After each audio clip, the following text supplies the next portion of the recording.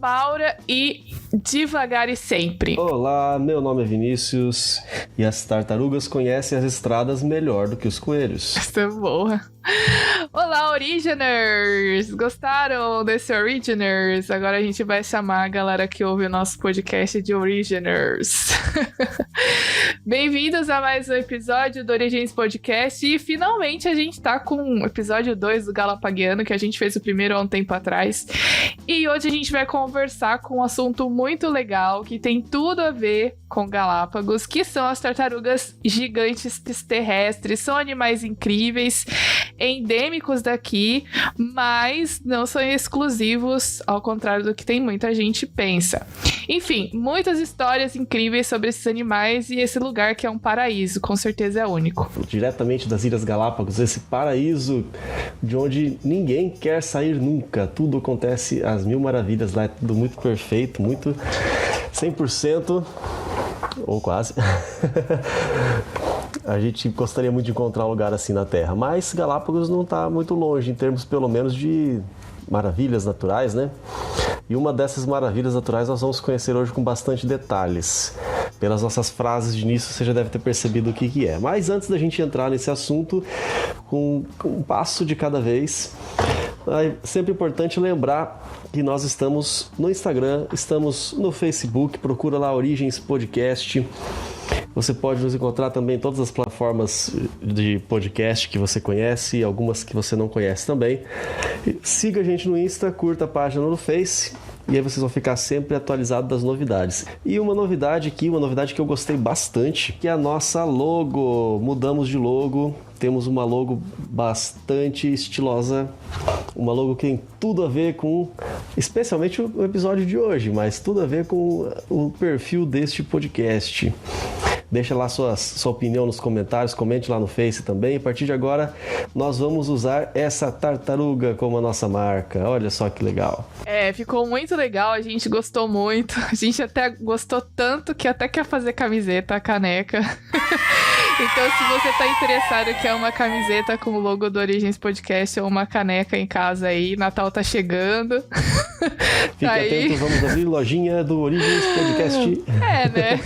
Pode ser. Um dia, quem sabe. Mas nada melhor então que a gente estrear a nossa logo, que é uma tartaruga marinha, se você reparar bem direitinho, num episódio falando sobre tartarugas terrestres, né? Uma pequena mudança de ambiente, mas o conceito aí é legal. A gente adorou e a gente espera que você também goste. Então, como o Vinícius falou, deixa sua opinião pra gente nos comentários, no inbox do Insta. É sempre legal ver vocês interagindo. Tem o pessoal que tá deixando mensagem dizendo que curtiu muito, tá curtindo muito os episódios, principalmente a série sobre a NASA que a gente fez. Foi muito legal. O pessoal tem compartilhado no Instagram. E se você ainda não assistiu, se você ainda não ouviu a nossa série sobre NASA, você pode aproveitar e olha só que legal. Pode fazer uma maratona com todos os nossos episódios. Pessoal, que legal, você passar uma tarde inteira ouvindo as nossas vozes maravilhosas. Vai ser incrível. Cuidado do jeito que você fala, daqui a pouco o pessoal vai se assustar. É um privilégio o pessoal poder ouvir essas nossas vozes melódicas. Bom, eu não canso de ouvir as nossas vozes. Pra mim, são vozes maravilhosas e as pessoas também são maravilhosas. E a autoestima tá lá em cima hoje, é uma bênção. Uau! Nossa, é demais. Você sabe que eu vou confessar uma coisa, que às vezes eu coloco, quando eu termino de editar o podcast, eu coloco o podcast pra ouvir, porque eu curto muito o nosso podcast. É isso aí, que o primeiro passo pra gente vender uma ideia é a gente acreditar nessa ideia, né? Então aqui o negócio tá dando muito certo. Lógico, acredito 100%. Mas aqui também tem uma outra novidade, Vinícius, além da nossa logo. A gente vai estrear em breve episódios especiais que nós vamos chamar de Open Mic. Open Mic em inglês significa microfone aberto. Esse Mike não é aquele Mike, nome de pessoa, abreviação de Michael, não. É Mike, M-I-C, de microfone. Não é daquele filme lá que ele era um stripper e começava a tirar a roupa, não, do Magic Mike. É Mike de microfone. Que filme que é esse? Como assim? Pera aí, me conta essa história. É um filme que eu não assisti. Da história de um stripper que tirava a roupa, lógico, não é stripper, mas enfim. Explica, Vinícius, pro povo o que é o Open Mic. Toda semana, um de nós vai pegar o microfone, estará o microfone aberto para nós falarmos aquilo que a gente bem quiser sobre ciência. A ideia é a gente fazer quase que um segundo episódio semanal do podcast, vai ser um pouquinho mais curto, mas a gente vai apresentar algum assunto que chama bastante atenção da gente, talvez alguma notícia recente, alguma questão que a gente acha que vai deixar vocês de boca aberta, porque normalmente deixa a gente de boca aberta, né? Sim. E eu acredito que vocês vão gostar bastante. Agora vocês vão poder ouvir a gente 2 vezes por semana. Exato, a gente vai ter um espaço pra falar do que a gente querer. Vai ser legal. E tipo assim, a gente também não tem o compromisso de que seja toda semana, de que tem episódios 2 vezes por semana, né? Esse é o open mic e o episódio normal. Mas eu esqueci. É um recurso a mais pra gente poder fazer e poder falar do que a gente curte. Então, aguardem.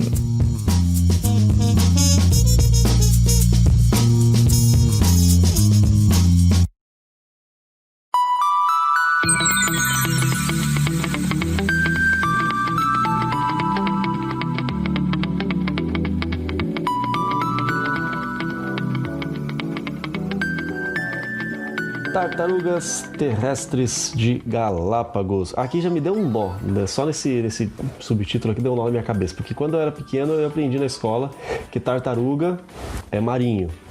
Se é terrestre, é jabuti, e aí tem o cágado, que também é terrestre, mas também habita ali próximo a fontes de água, enfim.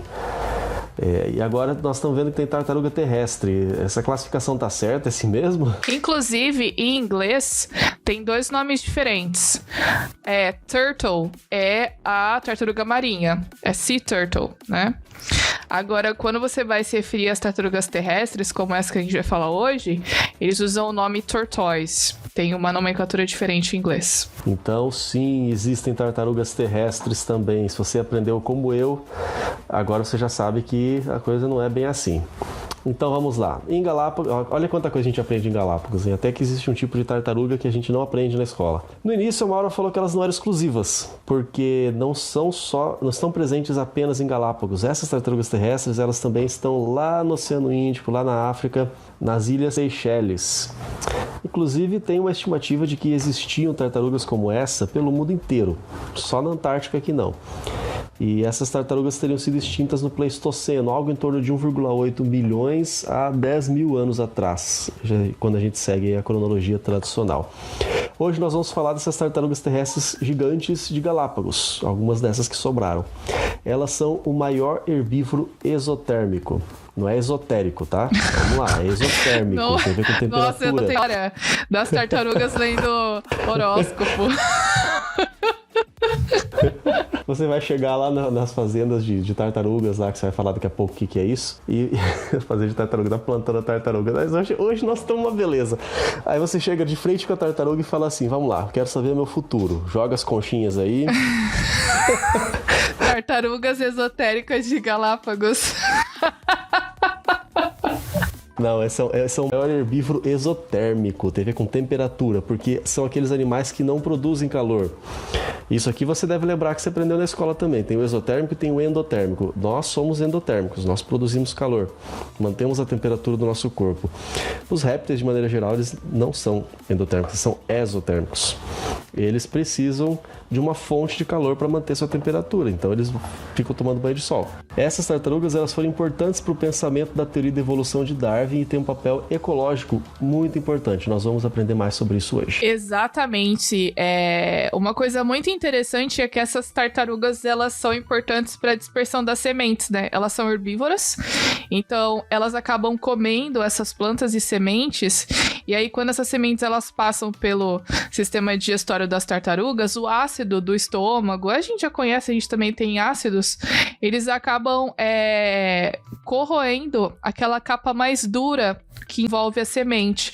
E quando essas sementes, então, caem na terra, elas ficam prontas para germinar. É uma coisa parecida também com o que acontece com algumas aves que auxiliam na dispersão das sementes, né? Então, elas têm um trabalho muito importante. E uma coisa muito séria também é que é justamente por causa desse trabalho é que ela tem sido também, lógico que tem outros motivos, motivo de preocupação, porque elas têm sido muito prejudicadas ao longo desses anos, né, na história da colonização de Galápagos, porque se a população delas é afetada, esse papel ecológico também acaba sendo afetado. Então, desde 1535, quando a colonização de Galápagos, quando as pessoas começaram a chegar aqui em Galápagos, a população delas tem sido seriamente diminuída. E isso aí acaba afetando também todo o ecossistema da região, né? Tanto que nós temos um dado aí de que existiam cerca de 15 espécies dessas tartarugas, dessas tortoises. A diferença delas era geográfica, né? Conforme a ilha onde eles estavam, o local onde elas viviam, e a constituição física também, especialmente a forma do casco. Diz que a forma do casco é uma das principais maneiras de você identificar a tartaruga. Infelizmente, cerca de 4 dessas espécies já foram extintas. Hoje, existem projetos de conservação para preservar, para buscar aumentar a população das espécies restantes.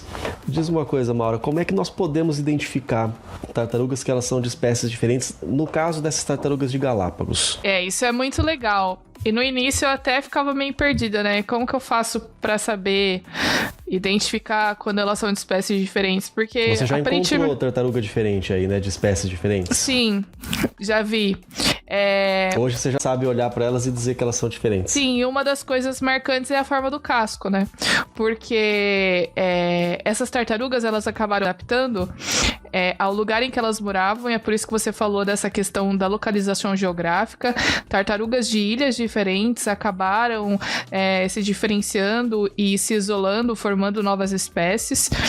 E dependendo da ilha em que elas estavam e dependendo do tipo de alimentação, do clima dessa ilha, essas tartarugas acabaram se adaptando e, consequentemente, algumas coisas no corpo delas foi mudando. Uma delas foi a anatomia com relação ao casco. Então, tem algumas tartarugas que elas têm um casco mais redondo, tem uma forma de domo, né? Elas são mais adaptadas a ambientes mais úmidos, a regiões mais frias.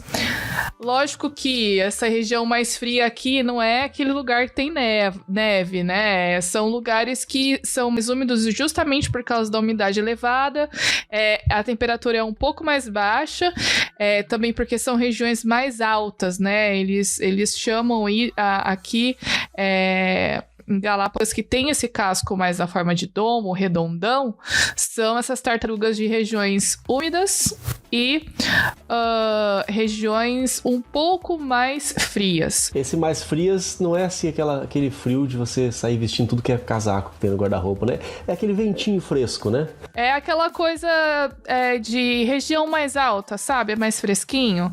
Chega a fazer o quê? 18, 19 graus? Nada mais que isso. Nem dá pra colocar blusa ainda. Quer dizer, pra mim, né? Eu tô acostumado com isso aqui na região sul. Talvez alguns dos nossos ouvintes que são do norte, nordeste, talvez eles vão falar assim, nossa, essa temperatura já dá pra vestir meia de lã. E essas tartarugas, deixa eu tirar uma outra dúvida aqui, que nem tava no roteiro. Tô avançando no roteiro aqui, mas vamos lá. Nossa amiga pesquisadora aqui tá lá em Galápagos com o objetivo de conhecer as tartarugas, então ela deve saber. Você falou que essas regiões mais frias, às vezes é por conta da altitude também, né? Não fica muito longe para voltar, para pôr os ovos na praia, ou elas têm um hábito diferente na reprodução? Elas têm esse hábito de se deslocar dessa forma. É algo que é das espécies dela e elas fazem isso por instinto. Quando elas estão na época de nidação, elas vão automaticamente, elas não vão para a praia, elas vão para regiões que são próximas à costa. Então elas ficam ali onde tem mais plantas, até porque elas precisam comer, né? E elas vão colocando os ovos ali, nos buraquinhos, no meio de rochas, para poder esconder e cuidar desses ovos. E aí tem, voltando à questão das espécies, tem um outro grupo de tartarugas que tem a parte da frente do casco mais alta. é basicamente como se fosse um espaço para que o pescoço da tartaruga fosse acomodado quando o pescoço para alcançar coisas que estão mais no alto, né? Porque são tartarugas que vivem em regiões secas, onde a vegetação é mais alta. Então, ela tem essa parte da frente que é curvada para acomodar o pescoço quando ela ergue o pescoço e para tentar comer a planta que está num lugar mais alto, né? E uma coisa... É como o colarinho de uma camisa, só que é rígido, então ele já tem que estar levantado lá, parado. O casco dela é assim. O casco dela não fica assim. O casco dela já é assim. E uma coisa interessante dessas tartarugas aí, que eu falei essas últimas, é que é até uma forma do macho poder tentar estabelecer o território dele e dizer que ele é o melhor, que é o macho que consegue aumentar, esticar o pescoço mais alto e abrir mais a boca é aquele que vai dominar o território. Consequentemente, as fêmeas vão preferir esse macho, né? Então o cara tem que ser um pescoçudo boca aberta pra conseguir as fêmeas. Vê se pode. No caso das tartarugas, sim, né? E uma curiosidade que às vezes a pessoa tá ouvindo a gente, tá com aquela imagem na cabeça da tartaruga. Vamos tentar acabar com os sonhos das crianças, mantendo a nossa tradição aqui no podcast. Me diz uma coisa, essa tartaruga, quando ela se sente ameaçada, ela se encolhe toda pra dentro do casco, certo? Mais ou menos. É muito legal. Não é que ela se encolhe pra dentro do casco, né? Ela fica encolhida pra se proteger, mas ela não fica toda dentro do casco. E é muito legal, eu já vi ela fazendo isso. Na verdade, ela se faz isso quando ela se sente ameaçada, né? Então, ela encolhe o pescoço. Ela pega o pescoço, ela não pega o pescoço, né? Mas o pescoço dela... Ela não alcança, né? O pescoço dela retrai e fica escondido no casco mesmo. É como se ela estivesse escondendo o pescoço pra, tipo assim, tô escondendo o que eu tenho mais de precioso aqui, né? Mas tem uma outra história interessante em relação a essa questão das tartarugas, inclusive que você citou o fato delas irem colocar esses ovos em regiões que ficam mais próximas à praia, que é o seguinte... Eu falei, né, que a partir de 1535, com a colonização das ilhas, e a gente tava aí na época das navegações, tinham piratas, né? Jack Sparrow. Não, Capitão Jack Sparrow. Captain. Nessa época em que eles passavam muito tempo nos navios. Então, o que acontecia? Os caras passavam por aqui, pro navio, pra poder comer a carne delas, né? Tem uma coisa interessante que é o fato de que essas tartarugas, quando estão na fase adulta, elas ficam até 1 ano, de 6 a 12 meses, sem precisar tomar água e sem precisar comer. Então era muito fácil o cara ter um animal desse no barco, quando der fome, quando precisa de comida, vai lá e mata o animal para poder comer. Tem carne fresca, né? Você não precisa se preocupar, por exemplo, com uma galinha. Eu preciso dar comida, eu preciso dar água, porque você não precisa, simplesmente, você deixa ali como se você estivesse estocando um pacote de arroz, e aí quando der vontade de comer, você vai lá e pega e come, né? Só que o problema é o seguinte... Você estoca um pacote de tartaruga. Tipo, um pacote de carne fresca. Não precisa de geladeira. Não. Fica ali no cantinho, não fica correndo que nem uma criatura desesperada pelo convés do barco. Exatamente. E aí tem um problema, por quê? Quando eles viam para as ilhas, eles não iam muito para dentro das ilhas, eles ficavam perto da praia. E eles pegavam justamente as fêmeas que estavam indo para a região costeira para poder colocar os ovos. Então, com o tempo, a população das ilhas foi reduzindo. Eles estimam que existia 400, 200, 300, 400 mil tartarugas nas ilhas. E com esse hábito de caça, né, de comer a carne desses animais, e principalmente esses navios que levavam essas tartarugas e pegavam essas fêmeas, você tem uma população de machos. Como que você vai reproduzir e aumentar a população se você acaba pegando as fêmeas? né? Então, realmente chegou num momento, principalmente ali no século XX, no início, a segunda metade do século XX, depois ali, né, que eles começaram a ver que, olha só, tem espécie de tartaruga que está sendo extinta, porque as pessoas continuaram tendo o hábito de comer a carne das tartarugas. Tinha uma crendice de que se você comesse carne de tartaruga, você poderia viver tanto quanto elas, porque elas podem viver aí mais de 150 anos. Só se fossem as tartarugas esotéricas. As esotéricas, exatamente. Então, é uma coisa bem interessante. Tem outro detalhe também, antes da gente seguir, é que a presença do homem nas ilhas, não só porque o pessoal tinha hábito de comer carne, mas porque o homem acabou introduzindo muitas espécies aqui. E no início as pessoas não tinham essa preocupação, né, de ter essas espécies invasoras e que elas podiam competir com espécies endêmicas, e aí aquela coisa toda de ecologia que a gente aprende na escola. Não tinha, ninguém se preocupava com isso. Só que com o tempo, algumas dessas espécies introduzidas também acabaram prejudicando a reprodução desses animais. Então, por exemplo, rato. Aqui é uma praga, o rato. Acho que em todo lugar, né? O rato em todo lugar é uma praga. Aqui tem uma coisa diferente, é que esses ratos, eles acabam interferindo na reprodução desses animais porque eles podem se alimentar dos ovos das tartarugas, entendeu? Não é só você ter o rato aqui em casa e ele mexe e come comida e coisas das embalagens e etc. Mas é porque eles interferem na vida desses outros animais, desses animais endêmicos daqui.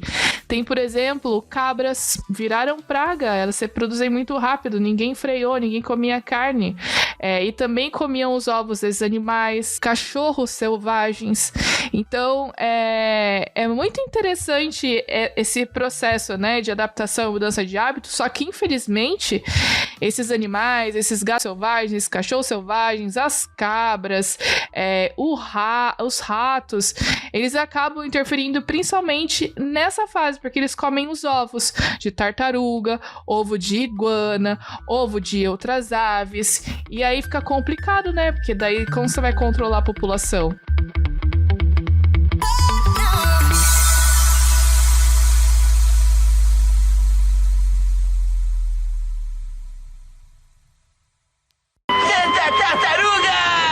Eu acho interessante a questão do isolamento das ilhas. Realmente, a ilha fica longe de tudo, de todos. É o quê? Cerca de 1.200 quilômetros, né, do continente, ou de Quito, né, a capital do Equador. E a gente pensa em como é que essas espécies foram parar ali, né? As ilhas a gente sabe que surgiu por ação vulcânica.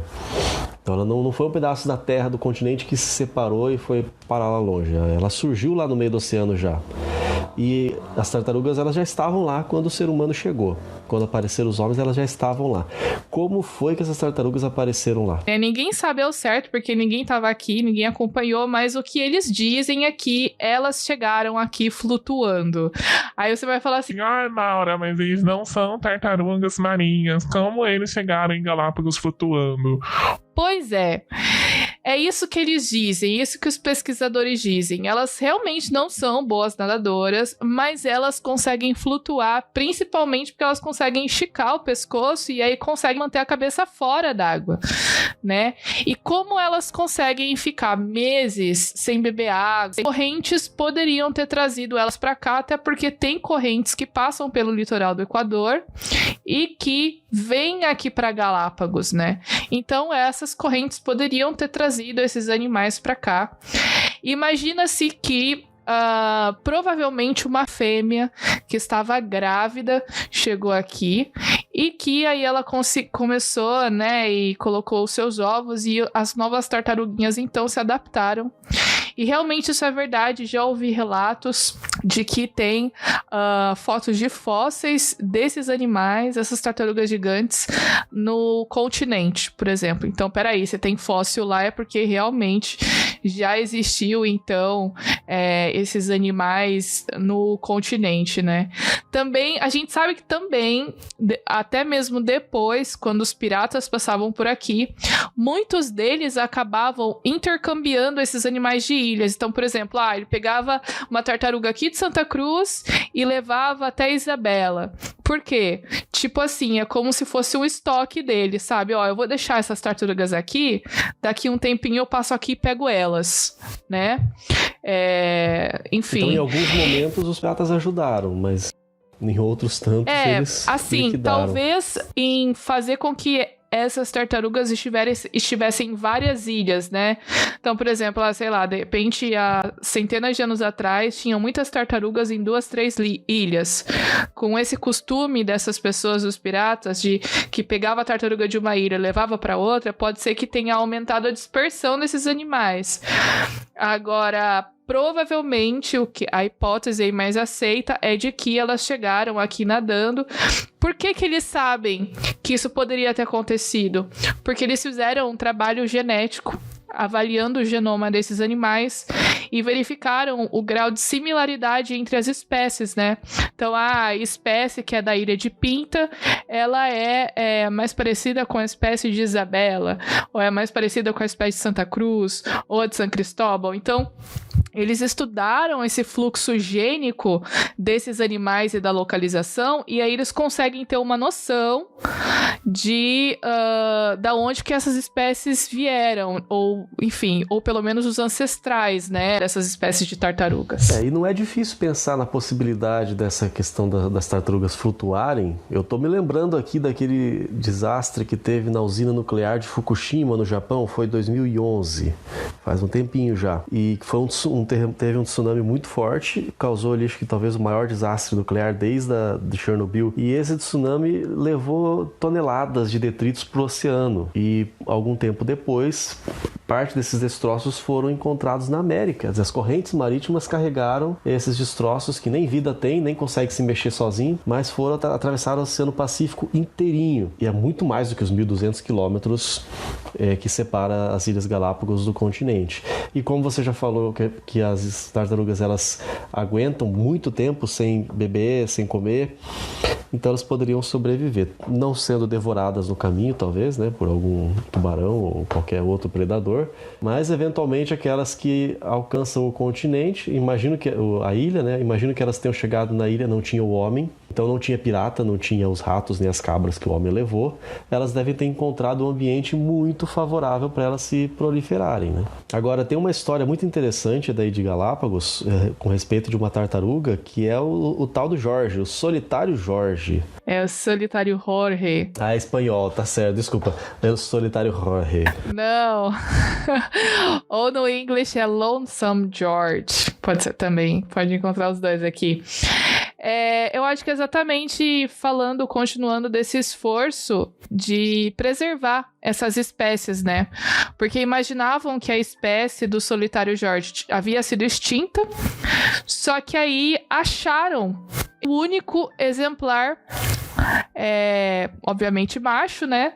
E aí o que eles fizeram? Foi lá na ilha de Pinta. Eles levaram o solitário Jorge para a Fundação Charles Darwin e colocaram ele com 2 fêmeas que eram muito parecidas geneticamente, para tentar de alguma forma manter a espécie, porque se ele morresse, a espécie seria extinta, seria exterminada juntamente com ele, né? Só que, infelizmente, ele acabou morrendo sem gerar descendentes, a espécie foi extinta, mas a gente tem outro exemplo interessante que foi o Diego. Inclusive, tem até uma notícia atual sobre o Diego, porque o Diego ele foi encontrado em condições parecidas com o do Jorge, né? Ele era ali exemplar de uma espécie que estava para ser extinta, foi feito a mesma coisa, ele foi colocado com fêmeas e ele conseguiu produzir mais de 800 filhotes. Olha só que legal. Potente. Eita.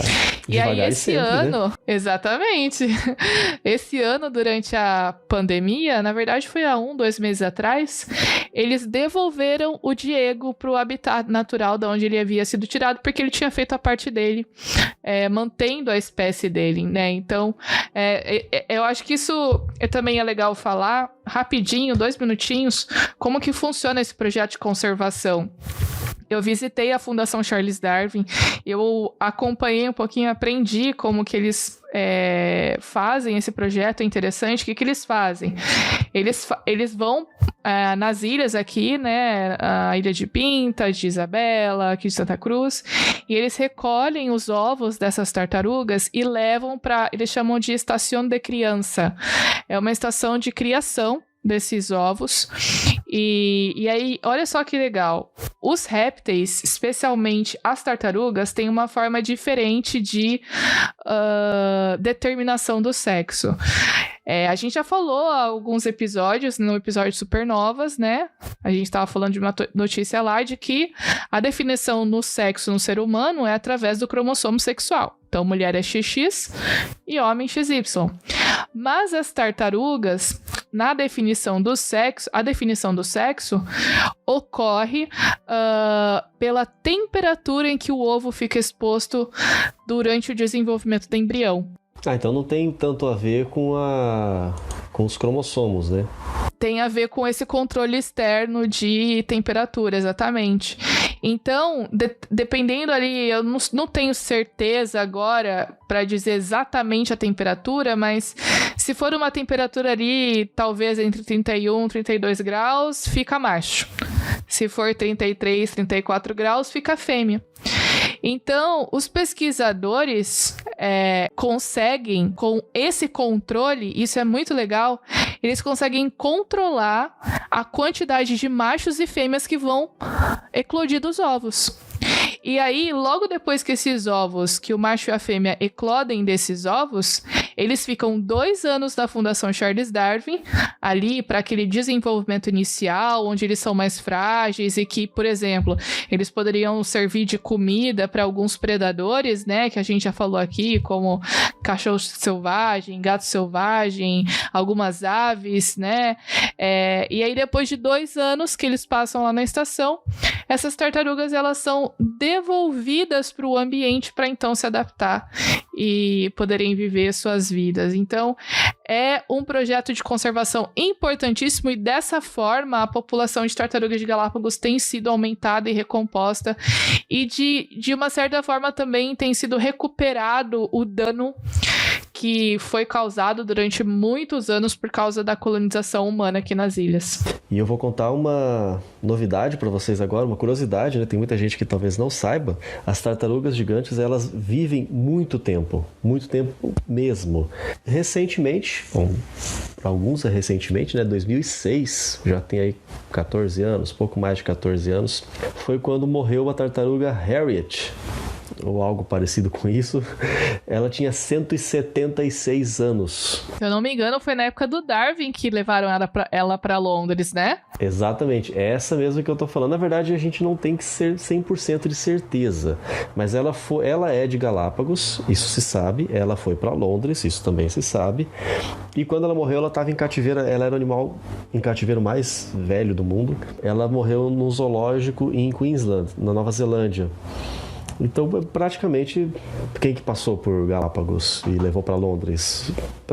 Com a certeza que foi Charles Darwin, que só não foi encontrado um documento dizendo que foi Charles Darwin que levou. Mas é bem provável que tenha sido. O Darwin ele passou por Galápagos em 1835, né? E ele levou várias espécies de volta, né, junto com ele. Então, provavelmente, essa tenha sido um dos animais que ele tirou de Galápagos e levou e morreu em 2006. Inclusive, tem uma coisa interessante que aí você pode perguntar assim: ai, Maura, mas como que eles sabem a idade da tartaruga? É porque a tartaruga, no casco dela, ela deixa marcas de crescimento, né? Vão ficando anéis no casco. É bem parecido com... Quase como aqueles anéis das árvores, né? Isso, é isso mesmo. Então, eles fazem a aproximação da idade dessas tartarugas de acordo com a quantidade de anéis que tem no casco dela, nos gomos do casco. É bem interessante isso aí. E as tartarugas, elas não têm um casco, né? Elas são um casco, né? Elas são um casco, assim. Exatamente. As vértebras delas são fundidas no casco. Por isso que não dá pra falar que elas se escondem dentro do casco, né? Elas ficam recolhidas, mas não tem como... Não é como se ela vivesse dentro de uma caixinha, né? Ela não pode falar assim, não, eu vou numa festa especial hoje à noite e eu vou tirar esse casco, pegar um casco mais bonito. Não dá pra sair do casco, né? O casco é ela. É, exatamente. Tem composição óssea, queratina, um monte de coisa.